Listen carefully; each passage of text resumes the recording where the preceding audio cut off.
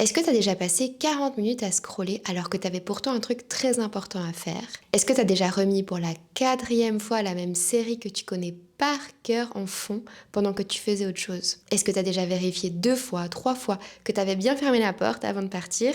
T'es même revenu en arrière pour vérifier et t'as quand même gardé un doute toute la journée. Est-ce que ça t'est déjà arrivé d'annuler un apéro à la dernière minute, ressentir un soulagement énorme sur le moment, puis passer la soirée à te sentir seul au monde chez toi? Si tu te reconnais dans une ou plusieurs de ces situations, alors reste avec moi parce que aujourd'hui dans cet épisode, on va décoder 6 choses que les anxieuses font toutes en secret quand elles sont seules. Ensuite, je t'expliquerai pourquoi ces 6 choses sont en fait incontrôlables et extrêmement liées à l'anxiété.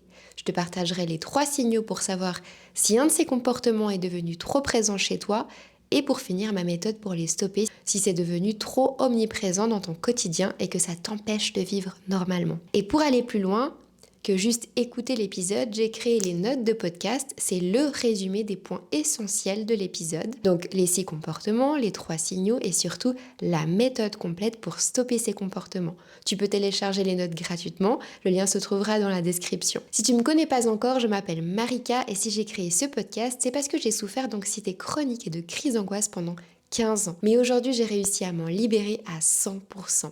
Et ma mission, c'est de t'aider à ton tour à te libérer de ton anxiété en te partageant mon expérience, mes connaissances et mes méthodes. Alors sans plus attendre, let's go!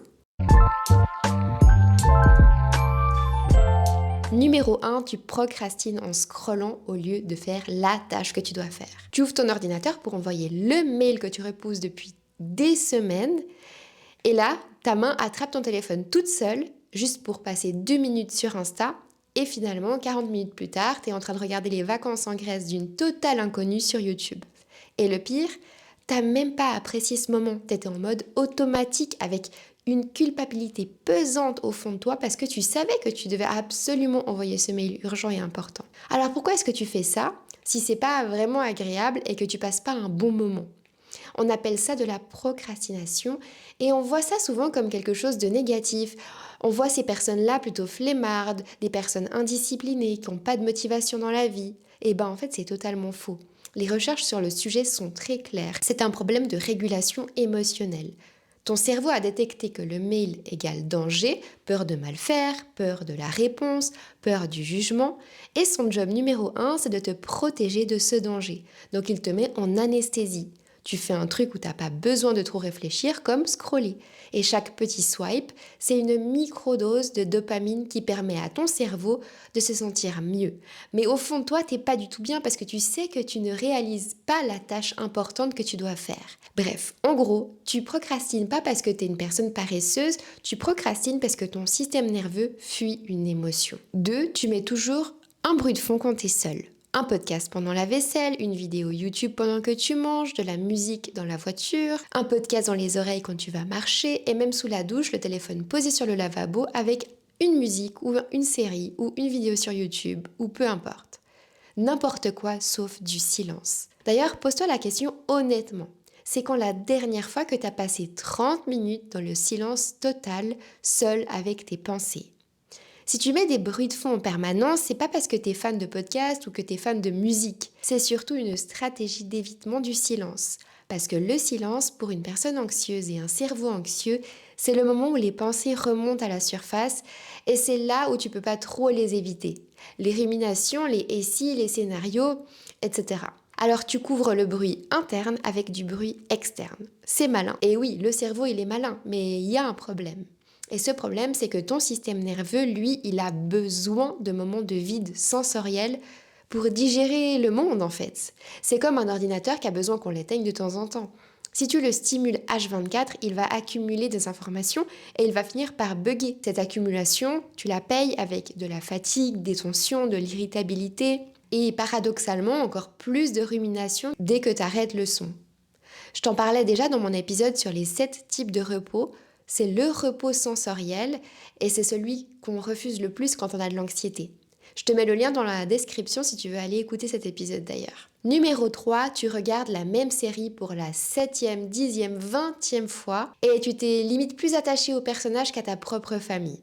On appelle ça les comfort séries. Friends, The Office, Gilmore Girls, Grey's Anatomy, Modern Family, Gossip Girl, Desperate Housewives. Tu la connais par cœur, tu connais les répliques avant qu'elles arrivent et pourtant tu remets encore et encore cette série en boucle. Souvent juste en fond, parce que t'as pas vraiment besoin d'écouter en fait, parce que tu connais l'épisode, tu connais la série. Ça rejoint un peu le comportement bizarre numéro 2. Ça t'empêche d'être seul avec tes pensées. Et le pire, c'est que tu t'attaches aux personnages, tu les aimes comme si tu les connaissais dans la vraie vie. Quand t'as fini la série, tu fais une sorte de mini-deuil et tu te sens un peu seul sans ces gens. C'est pas juste une série que t'aimes bien, finalement, c'est limite devenu ta famille. Alors pourquoi est-ce que ton cerveau anxieux préfère revoir déjà une chose qu'il connaît par cœur plutôt que de découvrir une nouvelle chose, parce que finalement ce serait peut-être plus intéressant? Et la réponse, c'est en un mot, la prévisibilité. Une nouvelle série, c'est de l'incertitude. Tu ne sais pas ce qui va se passer. Tu sais pas si un personnage va mourir. Tu sais pas si ça va te stresser. Et ton cerveau anxieux, il déteste l'incertitude. Les chercheurs Dougas et Ladouceur ont montré que c'est même le trait central de l'anxiété, l'intolérance à l'incertitude. Et du coup, ta comfort série, c'est zéro incertitude. Tu sais exactement ce qui va arriver, quand et comment tu vas te sentir à quel moment. C'est un monde qui est 100% safe. Et tu peux même passer les épisodes trop tristes ou trop douloureux. Et l'attachement aux personnes, parlons-en d'ailleurs, ça porte un nom psychologique. C'est les relations parasociales. C'est des liens à sens unique avec des personnages qui ne peuvent jamais te juger, qui ne peuvent pas te rejeter ou te décevoir. Pour un système nerveux qui trouve que les relations, les vraies relations, sont épuisantes, c'est un moyen de créer du lien sans risquer le lien. Et j'avoue que c'est un peu effrayant dit comme ça, mais comme je te l'ai dit avant, t'es pas du tout seul à faire ça. C'est possible de calmer cette tendance-là, je t'explique tout ça après. Et numéro 4, tu manges pour te calmer, ou parce que tu te sens seul, ou parce que tu t'ennuies, etc. Ça s'appelle la faim émotionnelle et j'ai fait un épisode entier sur ce sujet, le lien sera dans la description aussi si tu veux aller plus loin et que tu te reconnais dans ce trait-là. Et bref, pour te faire court, c'est quand ton système nerveux il est déréglé et il va vouloir se réguler en mangeant. Et surtout en mangeant du sucre, du gras, du crémeux. Parce que ces aliments-là vont venir déclencher une vraie réponse d'apaisement physiologique à ton système nerveux. Et c'est pas tout. La mastication active ton nerf vague. Le sucré crée un shot de dopamine et quand tu as cette sensation de ventre plein, ça envoie un signal de sécurité à ton cerveau. Autrement dit, tu manges pas parce que tu as faim, tu manges parce que c'est le moyen le plus rapide que ton corps connaisse pour changer d'état et réguler ton système nerveux. Souvent, on croit qu'on a des TCA, des problèmes avec la nourriture, alors qu'en fait, finalement, c'est peut-être simplement un système nerveux qui est déréglé. Numéro 5, tu vérifies 3 fois tout ce qui pourrait mal tourner dans ton appartement avant de sortir de chez toi. Que ce soit les portes fermées, les plaques éteintes, ton fer à repasser débranché, ton fer à lisser débranché. Ça aussi, ça porte un nom précis en psychologie, c'est le safety behavior, un comportement de sécurité. Le concept, il a été posé par un chercheur qui s'appelle Salkowskis en 1991 et c'est un pilier fondateur de la compréhension moderne de l'anxiété. Le mécanisme, il est très vicieux. Je te l'explique. À chaque fois que tu vérifies, tu ressens un soulagement. Très petit, tu t'en rends pas tout de suite compte, mais tu ressens un soulagement. Et ton cerveau, lui, il l'enregistre. Du coup, soulagement, c'est-à-dire catastrophe évitée grâce à la vérification. Il croit que c'est la vérification qui t'a sauvé d'une catastrophe, alors qu'il n'y avait aucun danger réel. Du coup, le résultat, c'est que la prochaine fois, il va exiger de la vérification pour se sentir rassuré. Et de plus en plus tôt, de plus en plus souvent et de plus en plus de fois. Et ça te fait entrer dans un cercle vicieux où plus tu vérifies, moins tu fais confiance à ta propre mémoire. Des études l'ont montré, la vérification répétée dégrade la confiance dans le souvenir. Tu vérifies parce que tu doutes et tu doutes parce que tu vérifies.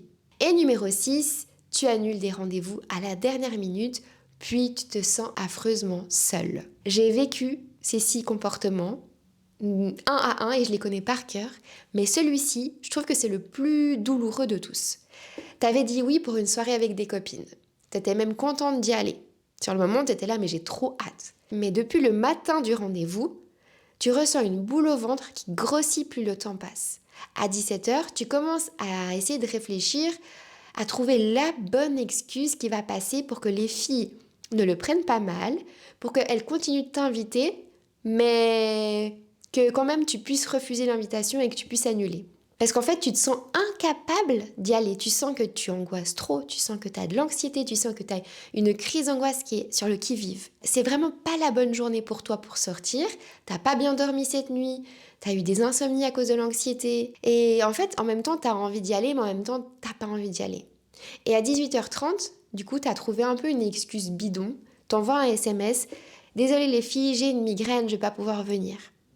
Et tout de suite, tu ressens un soulagement d'avoir envoyé ce SMS, tu te sens bien, tu vois. T'as l'impression que ça t'enlève un gros poids et que c'était la meilleure décision de ta vie de prendre cette décision d'annuler. Tu te sens vraiment mieux. Mais le problème, c'est qu'au moment où l'heure du rendez-vous arrive, toi, t'es chez toi posée, t'es toute seule et tu regardes les stories de la soirée ou tu regardes même les stories des gens sur Instagram et tu vois tout le monde s'amuser, sortir, avoir une vie plus ou moins normale comparée à toi à cause de ton anxiété. Et du coup, t'as la boule au ventre qui revient. Mais cette fois, elle est très différente parce que c'est plus de l'anxiété, c'est surtout de la solitude. Une petite voix qui te dit que tu vas rester comme ça toute ta vie, que tu vas finir seule, que les filles vont te détester, qu'elles doivent sûrement parler de toi et dire des trucs sur toi parce qu'effectivement, t'es trop bizarre. Et au final, elles vont plus jamais t'inviter parce qu'elles vont peut-être te faire la tête. Et en même temps, c'est normal. Et bref, tout ça, ça te cause de l'anxiété forcément. Et ce mécanisme-là, c'est le cercle vicieux de la peur d'avoir peur chez les profils évitants. En gros, l'évitement, c'est l'anxiolytique le plus puissant du monde pour toi à court terme à ce moment précis. Tu pourrais prendre un anxiolytique, ce serait pas pareil. Annuler, c'est mieux. En tout cas, c'est ce que tu as l'impression. Mais l'évitement, c'est aussi le poison le plus efficace à long terme. Parce qu'à chaque annulation, ton cerveau enregistre soirée égale danger, annuler égale survivre. Et il rend la prochaine sortie encore plus difficile et l'envie d'annuler encore plus grande. Moi, pendant 15 ans, j'ai annulé des soirées, des voyages, des opportunités. J'ai carrément arrêté d'aller dans des cafés, au restaurant, j'ai arrêté de prendre l'avion. Bref, je faisais plus grand chose de ma vie. Alors je sais à quel point et exactement ce que ça fait de se retrouver à 22h à regarder les stories des autres et se sentir très très seul. Maintenant parlons des points communs entre ces 6 comportements. Et on va prendre du recul pour regarder ces 6 comportements et comprendre le point commun entre ces 6 comportements. Le scroll, le bruit de fond, la comfort série, la comfort food, la vérification, l'annulation. Qu'est-ce qu'ils ont tous en commun ? Le point commun, c'est qu'à chaque fois, ton système nerveux détecte un inconfort et pour se calmer, il va déclencher un comportement. Il va te pousser à faire quelque chose, quitte à t'éloigner de ton objectif, quitte à t'éloigner de ton bonheur, pour t'anesthésier une émotion, pour éviter une incertitude, pour créer de la sécurité artificielle. Bref, pour t'éloigner d'un danger potentiel, il t'éloigne aussi du bonheur et de tes objectifs et de tes ambitions. Ça, il s'en fout complètement ton système nerveux parce qu'il veut juste que tu survives. Donc ce sont tous des comportements de régulation, ces 6 choses que je viens de te citer. Ou en langage clinique, des safety behaviors. Donc non, t'es pas bizarre, non, t'es pas cassé, non, t'es pas foutu, non, t'es pas chelou, non, t'es pas un cas désespéré. T'as un système nerveux qui fait exactement le job pour lequel il est conçu, et ça c'est plutôt positif, ça veut dire qu'il fonctionne bien, tu vois, ton système nerveux, un peu trop bien même. Et il veut te protéger. Le problème c'est qu'il a trouvé des stratégies qui sont des stratégies de base de dépannage, mais qui sont devenues des stratégies de base. Le problème c'est pas que ces comportements ils existent parce qu'on les a tous. Même les femmes qui n'ont pas d'anxiété ou qui n'ont plus d'anxiété. Moi aussi, j'ai gardé quelques-uns de ces petits comportements de régulation, puis j'aime bien de temps en temps. Mais le problème, c'est quand ça devient ta seule façon de connaître le calme. Parce qu'à ce moment-là, chaque utilisation envoie le même message à ton cerveau. T'es pas capable de traverser une sensation seule, sans facilitation. Et ton monde, du coup, se rétrécit petit à petit sans que tu t'en rendes compte. Alors comment savoir où t'en es exactement ? Est-ce que c'est devenu trop omniprésent dans ta vie et que ça te gâche la vie ? Ou est-ce que c'est encore tolérable et que c'est que des comportements assez de régulation qui te gâchent pas la vie ? Il y a 3 signaux à vérifier. Signal numéro 1, tu le fais même quand on n'a pas besoin. La vérification, elle est devenue automatique. Que ce soit un bruit de fond qui est devenu obligatoire, que ce soit la série en fond, même quand tout va bien dans ta vie. Signal numéro 2, tu paniques quand tu peux pas réaliser ces choses-là. Quand tu peux pas le faire, par exemple, tu as ton téléphone qui est déchargé, au moment d'aller te doucher, tu te sens mal. Tu vas aux toilettes sans téléphone, tu te sens mal. Quand tu as un silence qui est imposé, t'angoisses. Quand tu n'as pas à manger le soir avant d'aller au lit, t'angoisses. Signal numéro 3, ça te coûte quelque chose de réel dans ta vie et ton quotidien. Ça gâche tes amitiés, tes relations, ton couple, tes projets n'avancent pas, tes objectifs n'avancent pas, tu n'as plus d'ambition, tu as des soirées entières perdues, etc. Si tu coches 2 signaux sur 3 pour au moins un comportement, c'est le signe que ton système nerveux, il est en train de sous-traiter sa régulation avec des béquilles et pas des vraies solutions. Mais la bonne nouvelle, c'est que ça s'apprend de réguler ton système nerveux autrement qu'avec ses comportements. C'est même exactement ce que je fais. Je ne t'apprends pas à arracher la béquille tant que tu ne sais pas marcher. On renforce d'abord la jambe pour ensuite enlever la béquille. On apprend à ton système nerveux à créer de la vraie sécurité de l'intérieur pour que les béquilles deviennent juste des plaisirs que tu décides et plus des obligations. Alors, que faire concrètement? Je t'ai préparé une méthode en 4 étapes que tu pourras retrouver et compléter comme exercice dans les notes de podcast. Je te rappelle que tu peux les télécharger dans la description de l'épisode. Première étape, détecter. Fais le test des 3 signaux qu'on vient de voir pour chacun des 6 comportements. Et si tu as d'autres comportements que tu estimes peut-être devenus compensatoires, n'hésite pas aussi à les tester. Prends 5 minutes, un papier, un crayon et note honnêtement lesquels cochent ces 2 signaux sur 3. Le but, c'est pas de te juger, mais le but, c'est de savoir où t'en es, honnêtement. Parce qu'on ne peut pas se libérer de ce qu'on n'a pas identifié. Deuxième étape, observer. Pendant 7 jours, tu entres en phase d'observation sur tes comportements. Tu vas tenir un mini-journal de tes comportements de régulation. À chaque fois que tu te surprends à scroller, à vérifier, à ouvrir un placard pour manger, à remettre ta série, tu notes juste 3 choses. Quand est-ce que ça s'est passé ? Est-ce que c'est le dimanche soir ? Est-ce que c'est juste avant d'envoyer un mail ? Est-ce que c'est en rentrant du travail ? Ensuite, qu'est-ce qui s'est passé juste avant ? Donc le déclencheur, une pensée, un message, une sensation dans ton corps. Et qu'est-ce que ça a apaisé en toi de faire ça ?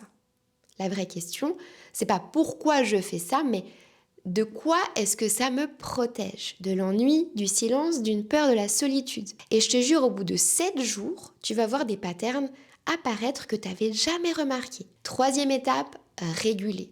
La prochaine fois que l'envie arrive, après les 7 jours de test, tu ne t'interdis pas. Tu la retiens pendant 90 secondes et pas une seconde de plus. C'est le temps qu'une vague émotionnelle met à monter et à commencer à redescendre si tu la nourris pas. Et pendant ces 90 secondes, au lieu de comportement de régulation, tu vas offrir à ton système nerveux une vraie séance de régulation en fonction de l'état de ton système nerveux à ce moment-là. Si tu es en mobilisation, fuite ou combat, ou si tu es en immobilisation, procrastination, les exercices sont totalement différents et un exercice peut empirer une sensation, un autre peut l'améliorer en fonction de l'état de ton système nerveux. Et si tu ne sais pas encore comment réguler ton système nerveux ni savoir où tu en es avec l'état de ton système nerveux, t'inquiète pas, je te prépare un énorme projet autour de tout ça. Donc reste bien connecté, ça serait tardé à sortir. Et après les 90 secondes, tu peux toujours scroller, regarder ta série, manger si tu ressens toujours le besoin évidemment, et sans culpabiliser. Mais plus tu vas réussir à attendre ces 90 secondes, plus tu vas prouver à ton système nerveux que tu es capable de te réguler seul et tu verras que ton corps te demandera de moins en moins d'aller vers ces comportements. Ça semble trop simple pour être vrai, mais je te jure que ça l'est. Et pour terminer, étape 4, effacer ta mémoire traumatique. Parce que soyons honnêtes, si ton système nerveux il a besoin de 15 béquilles par jour parce qu'il s'est plus régulé tout seul, il y a une raison. Ton système nerveux a appris il y a longtemps que le monde n'est pas un endroit safe pour toi. Ça vient généralement d'années d'anxiété qui ont laissé des traces. Pas besoin d'aller remonter dans ton enfance. Chaque situation d'anxiété et chaque fois où tu as utilisé ces comportements de régulation sont venus laisser des traces dans ton système nerveux et dans ta mémoire traumatique. C'est ce qu'on appelle la mémoire traumatique. Et cette mémoire-là, on ne la supprime pas avec du journaling ou avec des respirations. On la travaille en profondeur avec des méthodes spécifiques, des protocoles de régulation du système nerveux. C'est exactement le travail que je t'enseignerai dans mon projet qui sera à la rentrée. N'oublie pas, si tu veux réaliser l'exercice et avoir le récap complet de l'épisode, tu peux accéder gratuitement aux notes de podcast. Le lien se trouve dans la description de l'épisode. Et en le téléchargeant, tu rejoins en même temps ma lettre anti-anxiété où je t'envoie une lettre tous les lundis matins avec tous mes meilleurs conseils et mes meilleures astuces anti-anxiété. Tu n'es pas obligé de recevoir la lettre, tu pourras cocher si tu veux ou pas. Merci du fond du cœur d'avoir écouté cet épisode. N'oublie pas de t'abonner pour pas louper les prochains épisodes. Tu peux mettre un petit like, noter 5 étoiles si tu as aimé l'épisode. Je t'envoie plein de belles ondes positives et je te dis à la semaine prochaine pour un prochain épisode. Ciao!